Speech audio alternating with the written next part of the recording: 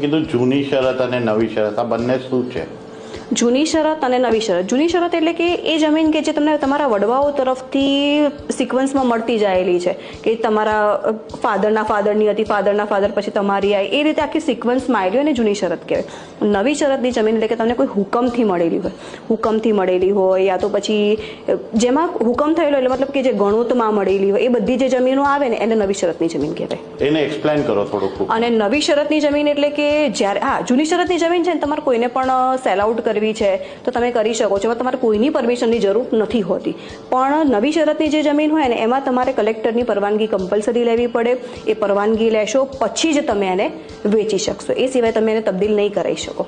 Okay, એટલે નવી શરતની જમીનને પહેલા તમારે જૂની શરત કરાવવી પડે. હા, અને એની પ્રોસેસ છે તમારે કલેક્ટર પાસેથી. હા, નવી શરતની જે જમીન હોય ને એને તમે સીધું જૂની શરત, એવું જરૂરી નથી કે જૂની શરત જ કરાવો. જૂની શરત એમાં કે પ્રીમિયમ તમે સપોઝ એ વખતે ઘણી વખત એવું થતું હોય છે કે લોકો તરત જ પ્રીમિયમ ભરવા તૈયાર નથી હોતા, તો એ સંજોગો માટે તમારી પાસે એક ઓપ્શન પણ હોય છે કે તમે એ જમીનને નવી શરતમાંથી બિનખેતીના હેતુ માટે પ્રીમિયમને પાત્ર કરો. એટલે જ્યારે પણ બિનખેતી કરાવશો ત્યારે તમારે પ્રીમિયમ ભરવાનું આવશે.